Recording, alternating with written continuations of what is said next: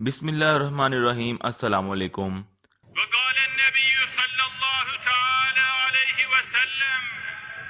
لتفتحن القسطنطينية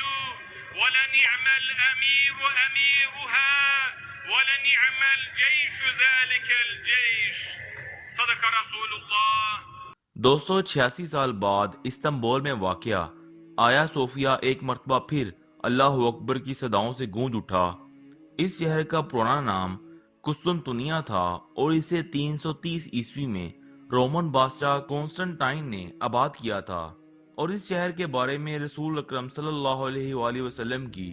وہ مشہور حدیث موجود ہے جو اس مسجد میں 86 سال بعد ہوئے پہلے خطبہ جمعہ میں امام مسجد کی طرف سے سنائی گئی۔ اس حدیث کا مفہوم ہے کہ تم ضرور قسطنطنیہ فتح کرو گے، اس فوج کا امیر بھی خوب ہوگا اور فاتح فوج بھی خوب ہوگی۔ یعنی رسول اکرم صلی اللہ علیہ وآلہ وسلم بذات خود قسطنطنیہ فتح کرنے والے امیر اور فاتح فوج کی تعریف کر رہے ہیں۔ یہ حدیث ہمیں سلطان محمد فاتح اور ان کی فوج کی عظمت کا پتہ بھی دیتی ہے۔ وہ یقیناً ایک غیر معمولی فوج تھی جس نے اس عظیم پیشن گوئی کو پورا کیا،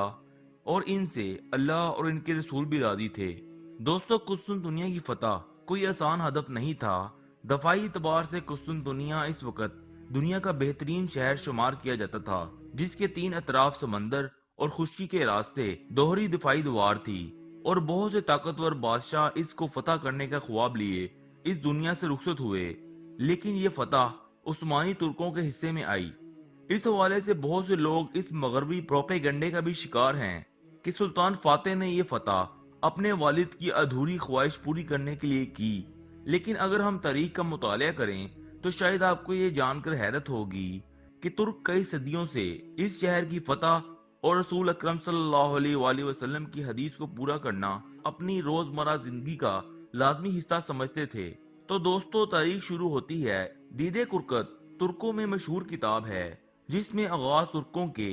بہادری کے قصے بیان کیے گئے ہیں، لیکن مشہور مسلم تاریخ دان راشد الدین ہمدانی کے مطابق دیدِ کرکت دراصل ایک حقیقی شخص تھے، اور ترکوں میں ایک نامور بزرگ جانے جاتے تھے جو اپنی ذہانت اور عقل مندی کی وجہ سے ترکوں میں ایک نمایاں مقام بھی رکھتے تھے اور کرکت عطا کے نام سے بھی مشہور تھے۔ تاریخ دان راشد الدین ہمدانی کے مطابق یہ وہی شخص ہیں جن کو ترکوں نے اپنا سفیر بنا کر رسول صلی اللہ علیہ وآلہ وسلم کی خدمت میں بھیجا، جہاں انہوں نے آپ صلی اللہ علیہ وآلہ وسلم کی تعلیمات سے متاثر ہو کر اسلام قبول کر لیا، اور وہیں انہوں نے رسول صلی اللہ علیہ وآلہ وسلم کی وہ مشہور حدیث بھی سنی جس میں آپ صلی اللہ علیہ وآلہ وسلم نے قسطنطنیہ فتح کرنے کی بشارت دی تھی، جو دراصل ترکوں کے بارے میں تھی۔ دیدِ کرکت نے واپس آ کر آغوز ترکوں کو اسلام کی دعوت دی، جو انہوں نے بخوشی قبول کر لی۔